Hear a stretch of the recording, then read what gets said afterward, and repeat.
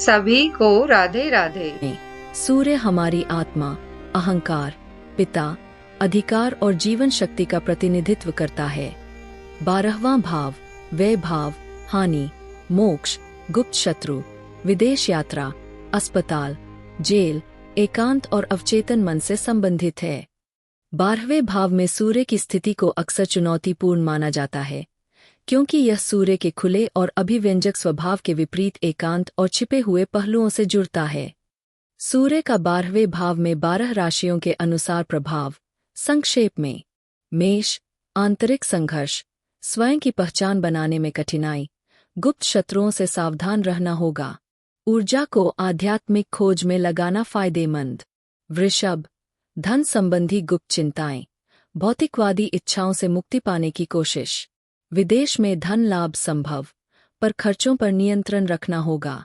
मिथुन, संचार में गोपनीयता, एकांत में सीखने की प्रवृत्ति, भाई बहनों से दूरी या उनके साथ कुछ गुप्त मुद्दे हो सकते हैं। कर्क, भावनात्मक रूप से संवेदनशील, गुप्त चिंताएं, माता या घर से संबंधित कुछ छिपे हुए मुद्दे हो सकते हैं। विदेश में घर बसाने की इच्छा। सिंह, अहंकार को नियंत्रित करना होगा, स्वयं को दूसरों के लिए बलिदान करने की प्रवृत्ति। गुप्त रचनात्मकता, प्रसिद्धि मिलने में देरी या पर्दे के पीछे से काम करना।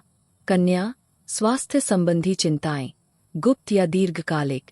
सेवा भाव, दूसरों की मदद करने में आत्मत्याग, अपनी आलोचना स्वयं करने की प्रवृत्ति। तुला, रिश्तों में गुप्त मुद्दे, साझेदारी में धोखे की संभावना, न्याय और संतुलन के लिए एकांत में काम करना। वृश्चिक, गहरे रहस्य, गुप्त शक्तियां, परिवर्तन और पुनर्जन्म का अनुभव, जीवन में अचानक और अप्रत्याशित बदलाव। धनु, आध्यात्मिक खोज, विदेश यात्रा का प्रबल योग, उच्च शिक्षा के लिए एकांत में अध्ययन, गुरुओं से गुप्त शिक्षा।